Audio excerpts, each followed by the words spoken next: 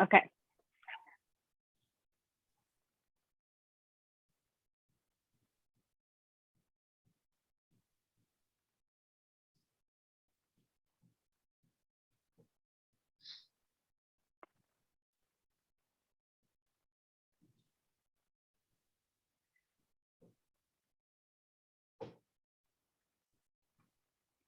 Okay, everyone.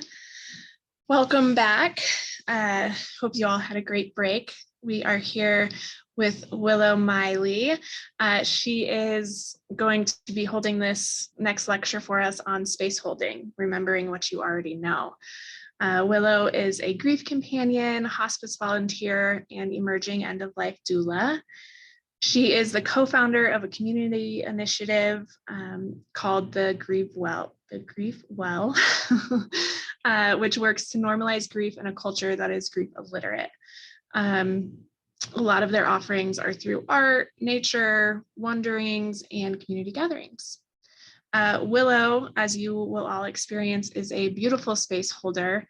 She is very tender and loving in this space, and she is masterful at embracing silence. She is a great friend and mentor to me, and I am so honored that she is here with us today. A reminder on all of our guidelines for safety here. We are keeping this space brave and safe and free of any judgment or hate. The chat boxes are open, but please know that we will be removing people throughout the summit that are abusing this option. In today's lecture with Willow, she will be opening it up to a lot of chat questions, which I will be moderating. So Willow, I will let you take it from here, and thank you so much for being here. Thank you so much, Sarah. I just want to take a second to offer a whole bunch of gratitude to Sarah, whose vision this summit has been, and who has put so much time and effort into putting it all together. I know that I'm so grateful. I'm so honored to be in community with all of you today, sitting in space together and talking about grief and sitting with our own grief and just being relational in this way. It's my favorite thing about being human. And I'm so grateful to all of us for showing up and being here today. So welcome everyone who's here live, and also welcome to all the folks who are watching this recording in the future. Welcome, and I'm really honored to be here. Thank you. I actually want to start off by reading something to you. And this is a little piece by a woman named Nyla Francis, who is a grief coach and end-of-life doula based in Philadelphia. And Nyla, her Instagram handle is This Shallowed Wilderness. And she writes beautifully about grief. And I read this 2 days ago and was like, I really want to share this on Thursday with this group. So I'm going to start with that. The post says, grieving is countercultural, anti-capitalist, and completely natural. I've been thinking about the subtractive nature of grief, which of course wouldn't be given a place of honor and belonging in a culture that conditions us to do more, buy bigger, go faster, work harder, triumph over. Where performance and productivity are the valued norms, making space for grief can feel radical. Here, where loss has ripped through us, upended what we believed about ourselves and our world, knocked us into the deepest hollow of the rawest ache, we are asked to do less, to pare back, to slow down, move gently, to surrender, to trust what can't be known or controlled. We are asked to inhabit a way of being that isn't supported by dominant culture. And this can make it harder to access what we need, to prioritize rest and care, to honor our inner wisdom, to believe that our experience is worthy of taking up space. But what if we tended to emptiness and absence with as much dedication as we do accumulation? What if we held space for the disappearing, the gone, the gutted, the fragments of what once was? Who and how would we be with each other if we acknowledged the heartbreak we carry? How might we activate a more reverent attention to sharing this earth? What healthier ecosystems could we create and live into? Tending to our grief can feel like a deeply personal experience, yet coming to such vulnerable, soul-shaking ground also opens us up to touch the sorrows of the world, reminds us of the ways we are interconnected, and that grieving and healing the personal cast ripples of healing and repair into spheres much wilder than our own. I just love that. And I want to thank you all for being willing to cast ripples, because that's what we're all doing here today with our presence.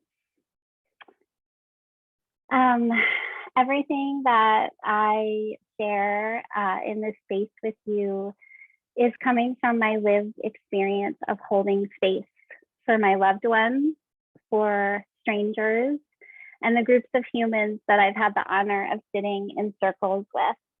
It's with deep gratitude that I bow for all of the trust and vulnerability that informs my experience.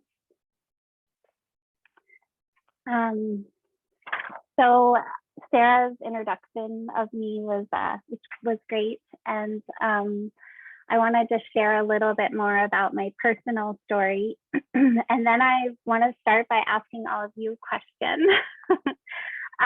So I entered into my relationship with grief through the birth of my daughter, and she's 7.5 years old, so about 8 years ago. And so it wasn't the death of a loved one, although I have experienced a handful of deaths in my life. It was birth that brought me into grief. My experience of becoming a mother left me open and shattered and really searching for what grief really was for me. And because, like so many of us, I was raised up in this society where I didn't really have the experience of touching it, which is ironic because I lost so much in my life as a child and adolescent. But like so many of us, I came from a family where we didn't talk about the losses that occurred. And so I was really grief illiterate and really suffering and struggling because of that.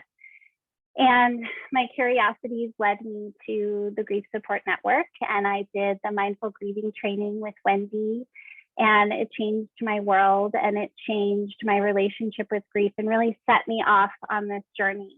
And I've been really blessed with a lot of opportunity to step into my role as a space holder and really just being with folks in grief. And I do that in small groups experiences and also one-on-one.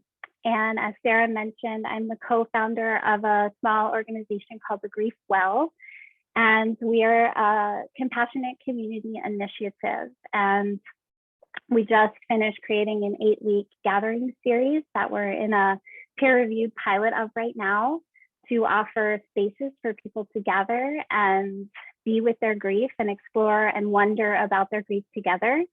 And we're working on a training program to be able to train anyone because we believe that we all hold the ability to hold space for each other, whether we are facilitators or just a really friendly neighbor and good friend or good family member who wants to show up for our people.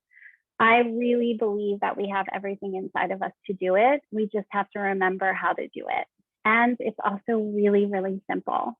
So that is a little more about me and where I'm coming from. And I thought maybe it would be a little edgy and a little exciting for me because I'm a curious person to start off by just asking. And everything that I ask of you in our time together is an invitation. So you do not have to feel like you have to engage. You can just sit back and listen and see what happens. But to those of you who might want to engage, I'm just wondering why you would show up to a 45-minute session about space holding. I'm curious about why you're here. What is it that you want to know about holding space? And I say that because I don't know everyone's background. So I'm assuming I know that there's some facilitators in the room. And then I also know that there's some folks here who just want to show up and be in these communities and in this kind of experience. So, and everything that I share with you today is really for all of us. It doesn't matter if you facilitate or are a therapist or, just a human wanting to be a better supporter. So I see that there's some stuff popping up in the chat. So I will just read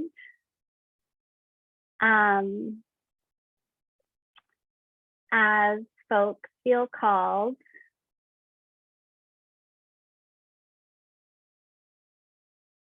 If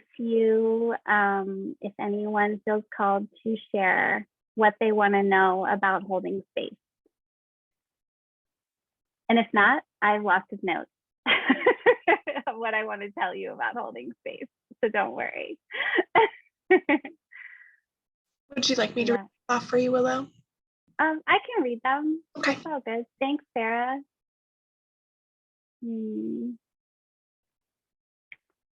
One of us is here giving permission to miss their spouse and lots of friends and looking for new tools of healing. Yes. A therapist, a griever, and want to support fellow grievers. Yes. An end-of-life doula, grief group facilitator. Awesome. So I'm just going to start to speak to some stuff, and then, I'll check the chat. And if you have any wonderings that come up, please feel free to pop them into the chat and I'll look back. So holding space is really simple. I believe that it's about creating a container and a standard for being well in community. And when I say that, I mean, community as in you're sitting down with a group of people, community as in you are that person in your family, community as in you are that person in your friend group. So it's kind of across the board. And also I want to make clear when I speak about loss in this space today, I'm using the word loss specifically to include death loss and non-death loss. When I speak just about death loss, I use the word death, dying, and then, I want to acknowledge that there is a vast experience of all kinds of different losses that we go through that are absolutely grief worthy in our lives. So loss in this conversation includes everything.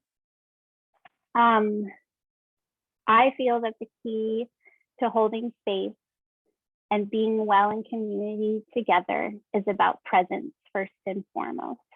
We're a very distracted society, as we all know and experience. And so being willing to show up and be present with your people is the number one, rule, maybe rule is a strong word, but the number one, I feel way of being successful. We all know the experience of being in conversation with someone and they get distracted, right? Their phone buzzes or something else goes on, and you can really feel the presence of the person that you're talking to drift away. And when we are grieving, that can feel so heavy and so hard.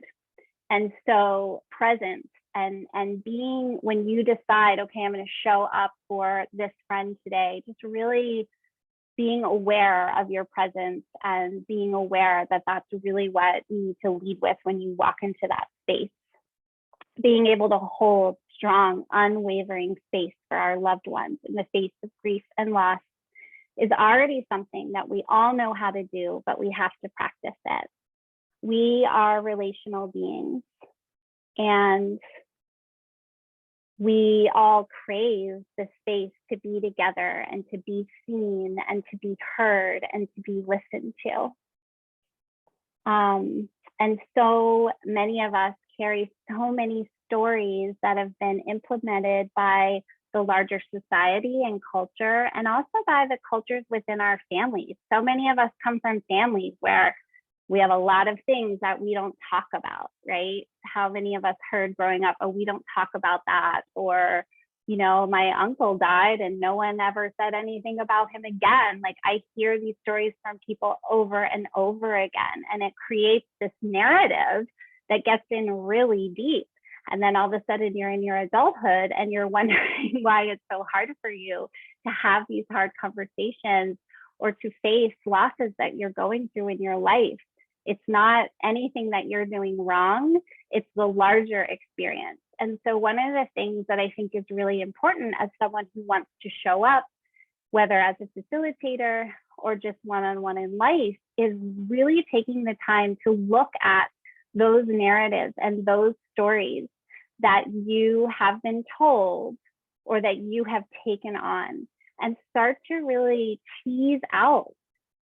And remember that stories are just stories, and we have the ability to change our stories. We have the ability to decide, you know what, that story is really expired. I don't want to carry that anymore. I'm going to create a new story for myself.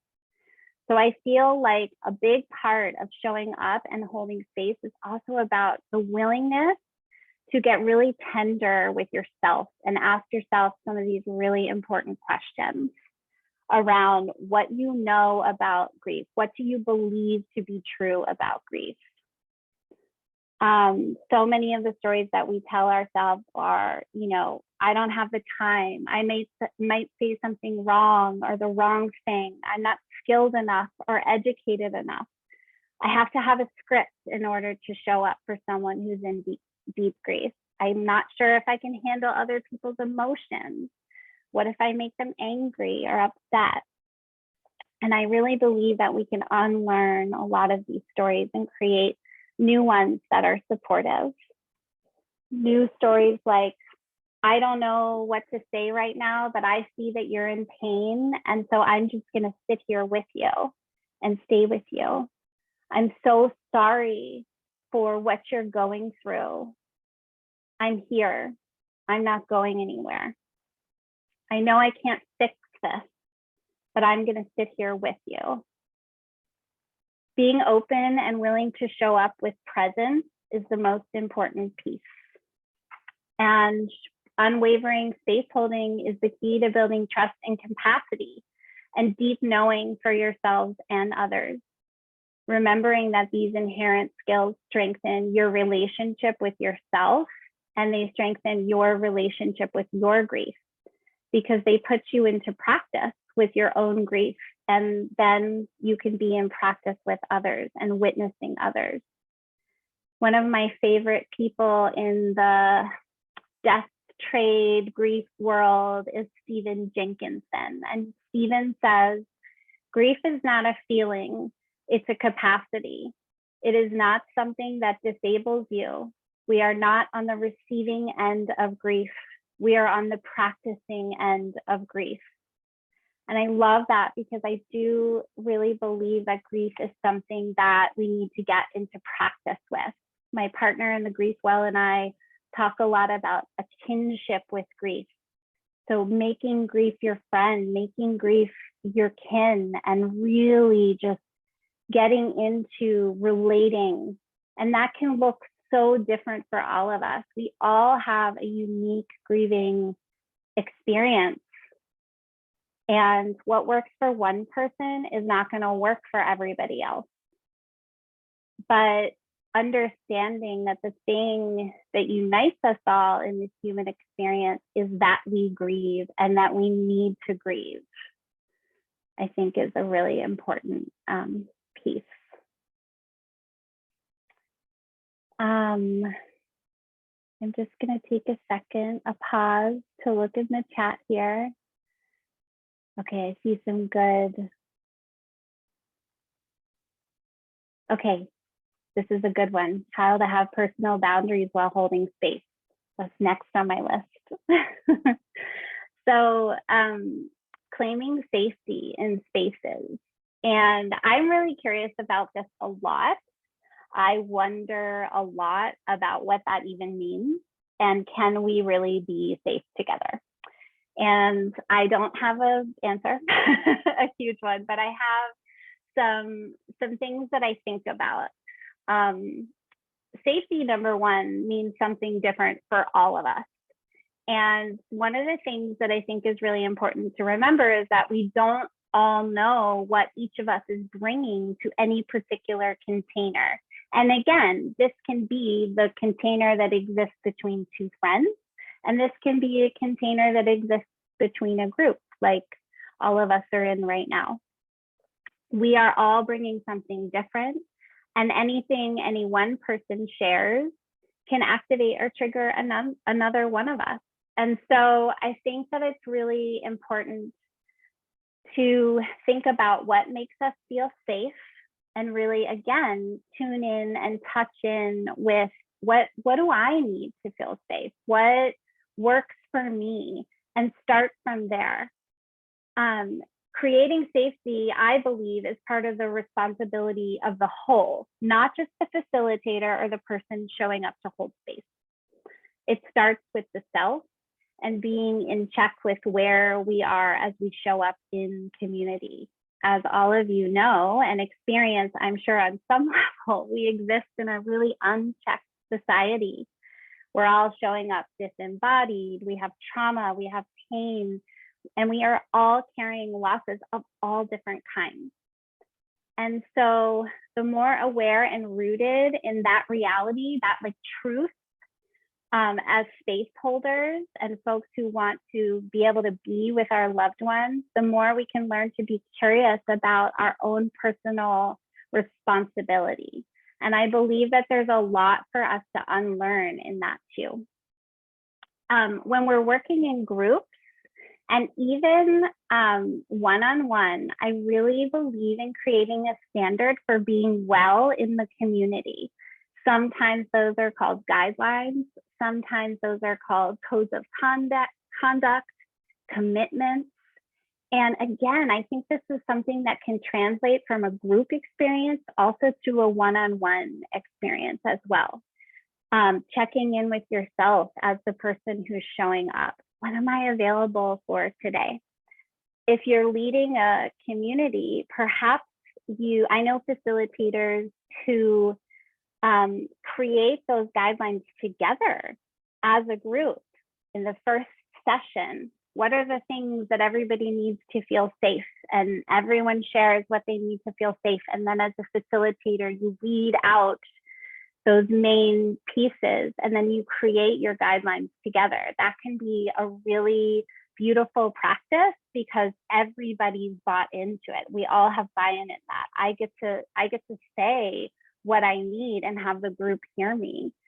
It's a really informative experience. And then also, maybe as a facilitator, you want to create your own guidelines. And when we do that, I think it's really important to sit with what you want to create and spend that time, again, sitting with your own feelings, your past experiences of being in spaces. Think about spaces you've been in where you didn't feel safe. Don't just focus on like all the times I felt safe. What about the times you didn't? And really check in and gather that information from your own lived experience, and then move from that place to create, the best guidelines for whatever the offering is that you have. And again, doing that for yourself as a one-on-one supporter, as a friend, a family member, however it is that you're showing up, you can have your own guidelines. You can, remind yourself, some guidelines that I hold: confidentiality, not bringing up the conversation that I'm going to have with my sister today, 3 weeks later, allowing her to bring it back up if she wants to talk about it again. Making a commitment to not being distracted when we're together, not bringing my phone or turning it off. You can create your own list that works for you and helps you hold accountability, and that will help you hold a really strong space in a one-on-one experience. And you said that. Okay. being a space holder. Also, I think it's important to remember that it's not a performative act. If you are performing, it will not feel authentic. And that leads me into, because a really important part, I think, of caring for others is also caring for ourselves. And, you know, we all hear the buzzword self-care. I really don't like to use it, but I bring it up just because it's known. I like self-tending or self-attunement. I also want to name, before I talk about self-tending, that I'm very aware that we don't all come from the same circumstances. And as a space holder, I think this is really important to remember. We do not all have access to the same resources, like money, time, services, exposure. So I'm not going to tell you right now to make sure you're getting your regular massages and pedicures and acupuncture and all the things, because I recognize that that is not something that we all have access to. My take on self-tending and attunement or self-care is really, really simple. And it doesn't cost money. And sometimes it costs time, a little bit of time, but I try to keep it simple. And I also really encourage you, again, to sit with what your needs are and how to best self-attune with yourself. And I'm going to give you some suggestions, because we can't all fly around the world going on vacations and retreats and investing in therapy. So, I think that self-tending can be really simple as an honest check-in with yourself before you go support others. Knowing yourself, knowing your wounds, knowing your privilege, knowing your lived experience, knowing your capacity, holding a willingness to look at ourselves before we show up to hold space for others. What if self-tending is asking ourselves, at what level is my capacity today? I really want to show up for my friend. She's going through so much. Her dad just died. I really want to be there for her. And all this stuff is happening in my life too. Can I set that all down just for an hour with her? I probably can. So I'm going to do that. If I can't do that, what are the things that I can do for her? Can I drop a meal off on her doorstep? Can I send her a text telling her I love her, a funny inside joke between the two of us, some sort of way to engage and connect? It's really important when we're showing up to support the grievers in our lives that we remember who they are, who we know them to be, that their entire world has changed and shifted depending on the circumstances of what they're going through, and taking all that information that we know and using that to cater to what, the best that we can do to be able to support their needs. And that can look so many different ways, but we can't do it until we make sure that we're okay, that we're right in our bodies in this moment. I have the capacity, I can show up. Maybe tomorrow my capacity feels so much bigger than just dropping off a meal. And I can show up for the conversation. I can show up to fold the laundry. I can show up to put another meal in their oven. I feel like self-tending can be really simple. as long as it's done with honest awareness and intention. Things like drinking a glass of water, taking a walk outside, sitting in the park, taking a hike with no headphones, walking barefoot in the grass for 5 minutes, 3 deep breaths before you click on a Zoom meeting with a group that you're about to facilitate, a journaling session to get your monkey mind soothed out a little bit. It doesn't have to be bought or purchased in order to count. Self-care has really been co-opted, and it's sad and it's a little bit dangerous because it sets us up with some expectations that I think are edgy for our society right now. So developing your own practice of being well before you step into a space and after you have held space. And some of the things that I just said are really good practices for after you've held space for someone or for a group.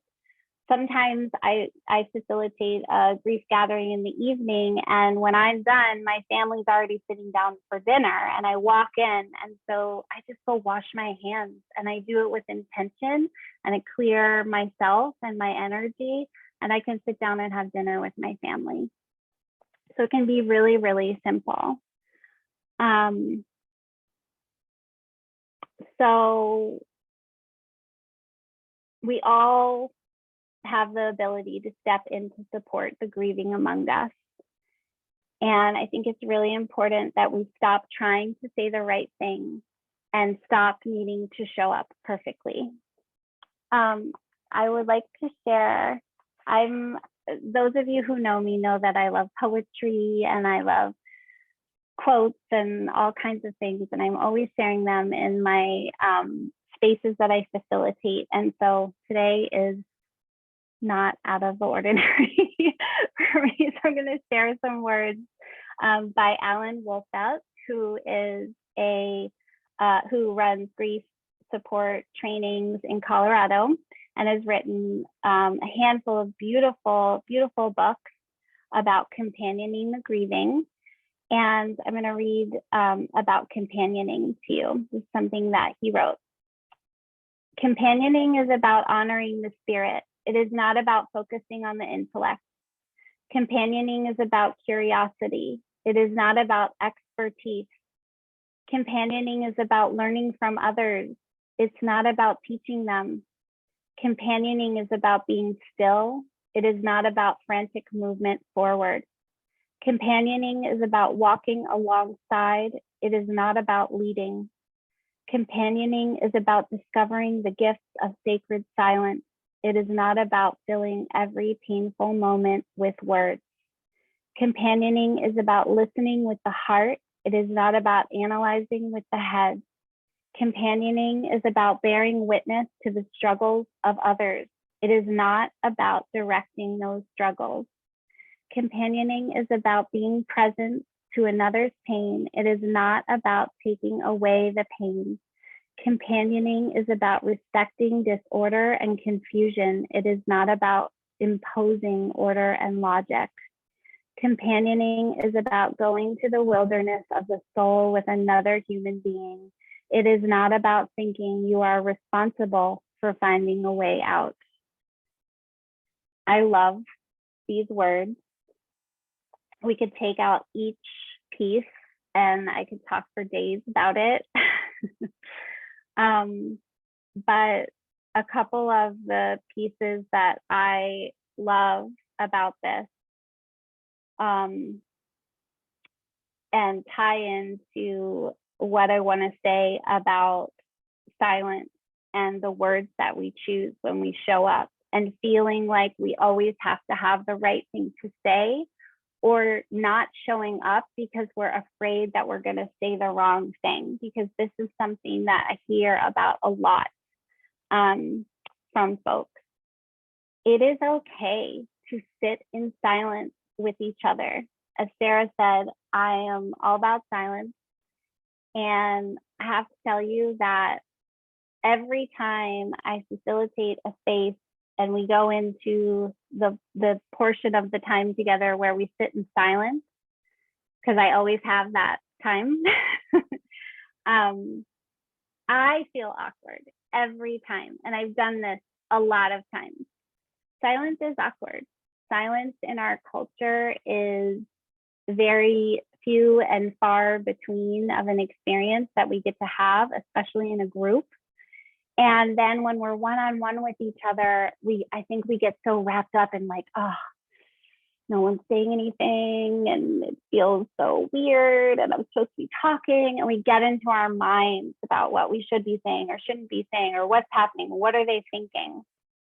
And I'm a proponent of silence and holding space for grief, because it really allows us, we slowly, even myself, as someone who loves this, I feel anxious in the first few moments.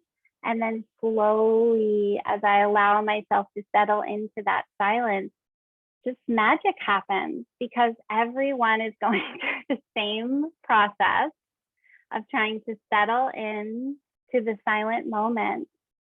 And I really believe that it's such a vulnerable and beautiful experience that we get to have with each other, because we live in such a loud, loud world. Our presence is being pulled constantly from one thing to another. It is very rare that we get to sit in silence together as a group. And I've learned so much about the gifts in that silence over the last few years of facilitating spaces for folks who are grieving. And for those of us who are wanting to show up better and wanting to have, hold better boundaries. And I really believe that silence is something that we can experiment with that allows for our curiosity around boundaries and what feels good for us and what doesn't feel good for us as space holders, for us to have that experience. And back to the piece about companioning, it really is just being together. It is simple as that. In deep grief, we might think, and I know that many of us have had these experiences, we might think we're looking for some sort of answer, but logically deep down, we know that there isn't an answer. We are grieving the things and the people that we have that are gone from us. And that grief is such a reflection of the love and commitment that we have held for those experiences and those people in our lives. And being companioned in that, being sat with and witnessed and willing to sit in silence and willing to have someone who comes and holds your hand and says, I don't have any answers for you, but I'm not going anywhere. It is as simple as that. And I know that it feels like it should be so much more complicated, but it's really not. So I'm going to take a sip of my tea. Yes, I'll share. I'm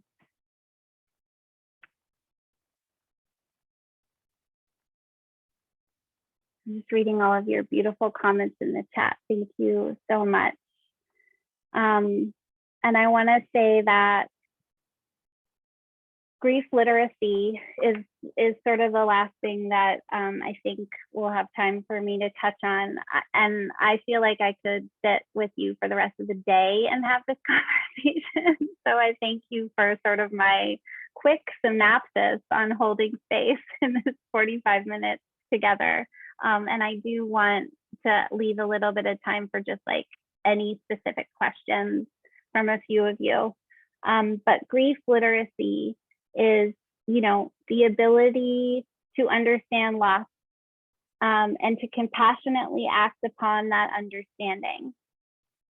Grief literacy offers skills to compassionately care about each other and to meet each other where we are without expectation. Fortunately, we're living in a time where I believe because of the last 3 years that we've all been through with the pandemic, grief is really up right now. It's really present in our culture. And that is exciting to me because it means that there is a lot of resources out there for grief literacy. There are people writing books about grief literacy. There are people writing memoirs about their losses and their experiences. And there's podcast interviews and so much amazing information on social media. There's a lot of tricky information too, and you have to really learn how to weed it out for yourself and really find what resonates with you. And if stuff doesn't resonate with you, leave it and find more things that do. But there's a lot of skilled people writing about and talking about grief. And I think that one of the best things we can do for the grieving among us, including ourselves, is when we are not in a space of deep grief, which I know right now is hard to find those times in our lives when we're not, because I believe that so many of us on a collective level are grieving so deeply, along with the personal losses that we're also going through. But when you feel yourself in a resilient place where you can take in information, learn new information, read someone else's story, memoirs are so great for that. I really encourage you to do that. And, this doesn't have to be all the time. Again, it goes back to checking in with your capacity. But learning new information about grief and making a commitment to being in an active relationship with grief literacy is so important for the folks that we're going to show up and support. It is exhausting for someone who is in active, deep grief to have to teach their loved ones how they need them to show up for them. It's really, really hard. And so the more that we can learn and the more that we can infuse and the skills that we can build when we are not in deep grief, when we are in resilient spaces to do so, the better it is for all of us. And also being able to learn about through grief literacy and learn what works for you, what resonates for you, and what doesn't, helps you to inform the folks that are going to show up for you. I'm really dreaming in a future of community care, compassionate community care, where we can show up for each other and be there for each other, where we can say to each other, I don't have the capacity today. I need space held for me. This is what I need. That's like a dream of mine. But it's really hard. It's really hard to speak up for what we need, especially when we don't know. And I think it's just hard for us in general to say, this is what I need right now. We don't want to be a burden. We don't want to be a this. We don't want to be a that. And I think so often what I hear from folks that I'm supporting, I'll say, oh, well, have you talked to your partner about this? Oh, no, I don't want to burden them with that.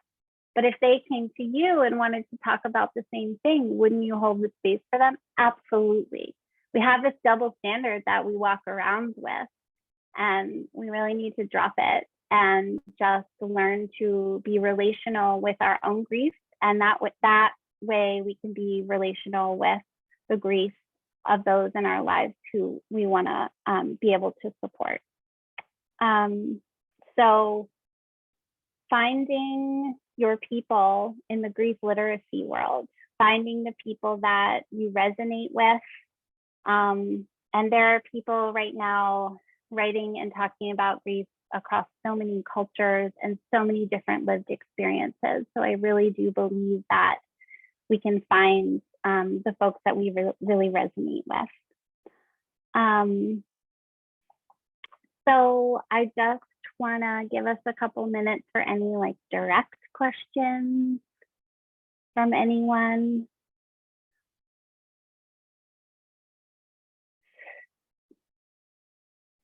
This one is a good one. How about when so many folks get busy to avoid grief? I think I understand what's being asked here. I think. So I'll just try to speak to it. We are definitely grief avoidance, as we all know. And so, you know, I think what happens to a lot of people that go through a death loss is after the first year, you're expected to be over it, done with it. Maybe it's even less than a year, and moved on. And we all know that that's not the case. You're going to be dancing this dance and in relationship with this grief for the rest of your life.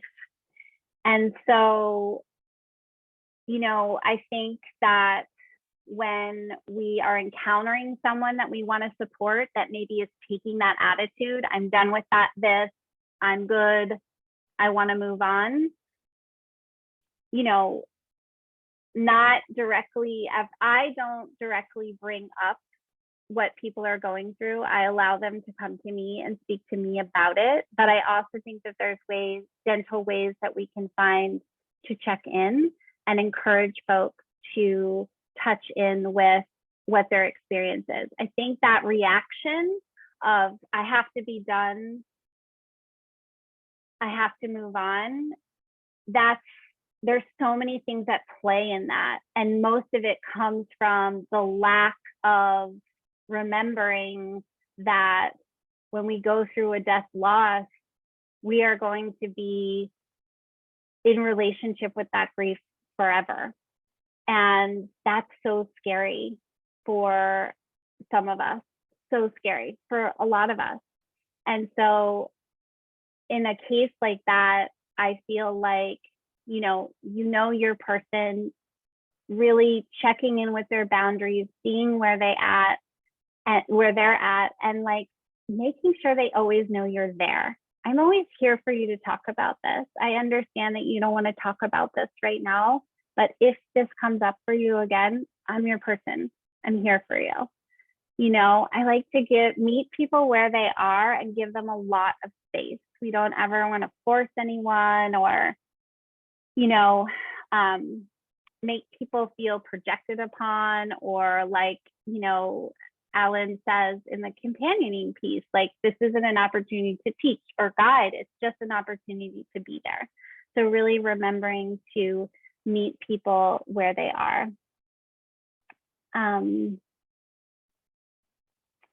I see that we just have a couple more minutes left. I just want to thank all of you for your beautiful shares in the chat, and for being here and bringing your presence. And I know that our time is coming to a close. So I have a prayer that I would like to read to all of you. And this is from the Prayers of Honoring Grief by Pixie Lighthorse. And these, she has written a few of these beautiful books. This one is specifically Prayers of Honoring Grief. And when I say prayer, you know, I could also say poem, and it would mean the same thing. So I use the word prayer, you can use poem, you can use whatever you want.